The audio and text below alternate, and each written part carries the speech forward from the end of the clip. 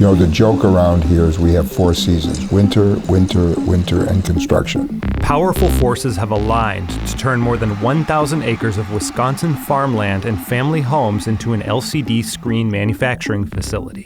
Foxconn, best known as the maker of Apple's iPhone and iPad. They're the biggest in the world.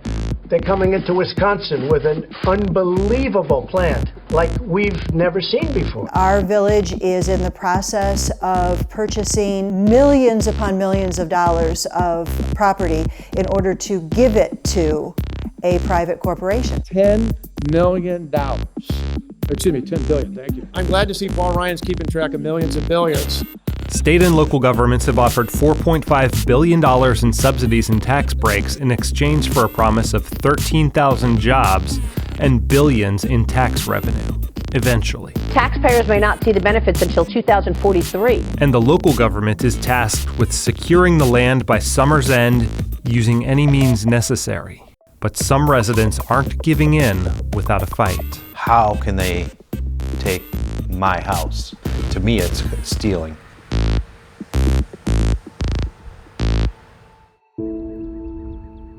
It's beautiful. I mean, it's very quiet, which is nice. The sunsets out here are amazing. Every night I'm saying, look at the sky, it is so pretty. We just built this home, we're at the top of our budget. Kim and Jim Mahoney bought this parcel of land in 2009 and then spent the next 8 years building their dream home from scratch. They just moved in last year with their 12-year-old daughter. When we planned to build this home, we picked out every finish, every feature. This is where we plan to live forever. New Foxconn factory. Last October, the Mahoneys learned from a local news report that their small, rural village of Mount Pleasant would be the site of the new manufacturing facility. Kim Mahoney says she heard from her local councilman 3 days later. Jim Mocknick called me on October 7th and informed me that they would be acquiring our property under eminent domain. And I said, I'm willing to sell my property, but you cannot take it. Eminent domain is the legal term to describe the process of taking property from a private owner to facilitate a public use, like construction of a road or a bridge. But how broad is public use? In 2005, the Supreme Court ruled that the Connecticut town of New London was justified in seizing the land of homeowner Suzette Kilo in order to then hand it over to the pharmaceutical giant Pfizer on the grounds that it would develop the property in a way that boosted the fortunes of this fallen seaport town. The Pfizer project was never built, and this is how the lot where Kilo's house once stood looks 13 years later. Public backlash led 43 states, including Wisconsin, to enact legislation protecting property owners from eminent domain for private projects. This is our constitutional rights being trampled on. Joe Janicek and his wife Kim can look out their window and see bulldozers digging up land right behind their backyard. They gobbled up all of the big parcels of property to offer all this land for free to the Foxconn. And then all you have left are these little 1 acre, 2 acre, 3 acre parcels with the homes on. So you have to basically squash the little pebbles that are left behind. And how do you do that? You eminent domain them and you take it. Their house is just feet from a public road that will be expanded to 6 lanes, likely leaving them little legal recourse since Wisconsin law doesn't protect homeowners against taking property for new road construction. But in post-Kilo, Wisconsin, the Mahoneys have a fighting chance. Their home is hundreds of feet from a major road, so the state can't force them to relinquish ownership so easily. Local government officials, however, think they might have a way. It's called blight, which is traditionally used to condemn worn down or crime-ridden areas, but in this case means that the area's residential zoning is outdated. How did it get that way? Because the government of Mount Pleasant changed it to accommodate Foxconn. If the village just has to rezone the area to business park and call these homes blighted and take the property and give it to someone else, how are our private property rights ever protected? 18 family homes remain in the area, 7 of which are involved in a federal lawsuit against the village of Mount Pleasant. We believe we are following the law of the state of Wisconsin. Alan Markowitz is Mount Pleasant's attorney overseeing the Foxconn deal. He's partnered with project director Claude Loyce, a consultant with a firm the local government's paying a $20,000 a month fee, which in part goes to cover the cost of acquiring land. Mount Pleasant will issue between $700 and $800 million in bonds to help finance the project, which are supposed to be repaid with additional property taxes after the Foxconn plant boosts land values. Loyce was involved in a similar deal in Illinois in which a village about the size of Mount Pleasant committed millions of dollars to pay for a golf course development that later went bankrupt. You were involved in a bond deal in northern Illinois that more or less bankrupted a town. Is there any worry that that could happen here? Well, I just did my job. Yeah. The investors, the economy, took a turn. So yeah. So there's no similarities No, not between at this all. situation and that situation? Nope. Mount Pleasant is going to be on the hook for this money for the next 30 years. The people in Mount Pleasant had no choice in Foxconn coming here. This was not something that was put to a vote, it wasn't put to a referendum.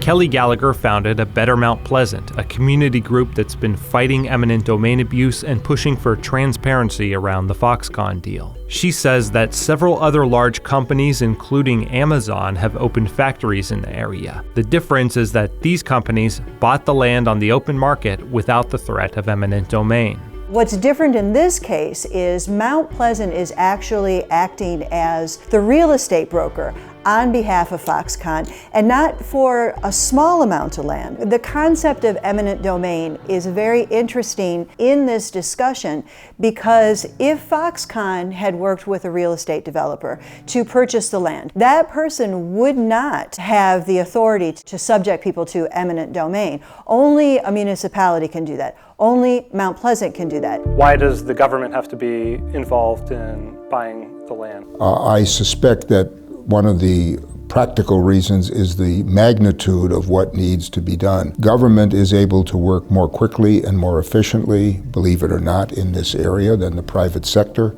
could.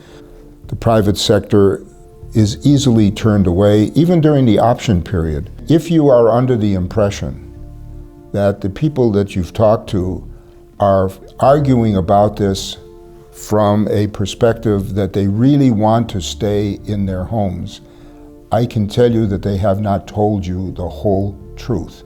Every one of those property owners is more than willing to part with their property for this project once they're paid what they define as the fair value for their property. Why not just negotiate something that both parties can agree on instead of using the crowbar of eminent domain? Well, that would only be considered as an absolute last resort if all other reasonable means fail. Is that really a fair negotiation, though, if you have that in your toolbox? No, because people have the legal right in Wisconsin to resist the taking of their property. The court will determine whether we have a right to take your home. They're saying, this is what we're going to give you, and if you don't like that deal, you're free to hire a lawyer and sue us. That is in complete contrast to how the free market is actually supposed to work. The factory is in the district of House Speaker Paul Ryan, once considered a champion of the free market. Republican Scott Walker shepherded the deal. In a public press conference, he seemed hazy on the project's basic details. Foxconn and Sony and all the other great and Sharp, excuse me, boy, I blew it again. I got to pay attention to that. And even seemed unsure about the company's name. Foxconn. The Foxconn team has been. Walker completed the deal, which includes the $4.5 billion in tax incentives, with a handwritten agreement in which he abruptly raised the jobs estimate being discussed at the time from 3,000 to 13,000. Another cause for concern is Foxconn's history of pulling out of similar deals both domestically and abroad. The impetus for this project is in part driven by politics. Walker says President Trump himself met with Foxconn execs during a factory tour in Wisconsin, and then on the helicopter ride out was flying over Mount Pleasant when his chief of staff asked what that spot was down there. Reince filled him in, and he told Terry and the others it would be nice to build something like that right in that area in southeastern Wisconsin. So that's exactly what we're doing here today. Proponents argue that the Foxconn deal will more than pay for itself, and with the taxpayer subsidies, including a 17 cents on the dollar payroll tax credit, create thousands of jobs with a median income of $54,000 a year. Why should I have to subsidize those jobs and give up my home and my land? It just doesn't seem fair. In early May, Mount Pleasant's Community Development Authority convened for a final vote to approve the plan to blight the remaining areas needed to complete the Foxconn development deal. You are negotiating on behalf of a private corporation against your own residents, and for that, you all should be ashamed. Where am I going to live now that you want to take away my home of 28 years? I've taken much pride in my home and property for 15 years now, paid my taxes as required, made many improvements, and now you want to condemn it all like a slum. Saying that this area is blighted is beyond me. We didn't ask for this. You brought Foxconn to us, and all we want is to be treated fairly and equally. How do you look out at these people? What disgust must they think of you? Everything that they worked for, everything that they fought through, to give us the right to hold a deed that says nobody can take this from us. And yet here we are. The thought of blighting the property because it's farmland, it's absurd. It's unheard of. Thank you. A single board member voices his objection. This is an abuse of power because it forces selling of property against the will of owners. So I urge everybody to examine the facts and examine their conscience and vote to kill this plan here and now before we send it to the village board. Any other questions? But the crowd's reaction sways no one. The deal is done as the board votes to approve the development plan and then abscond to closed session. The biggest victim in this is our daughter. We're gone at least 2 to 3 nights a week, going to various meetings. And there's times where she says, you know what, can we not talk about Foxconn today? And it's really not fair to her to have to go through this. We finally got to a place where we have a nice home in a nice area and we can enjoy it. If we are unsuccessful in acquiring all the property that we need voluntarily through agreement, and we must, as a last resort, use eminent domain, those persons who have a different opinion than we do will be able to raise that issue and a right to take challenge. And one of two things will happen. Either they will win or they will lose. Homeowners and the local government are at a standoff.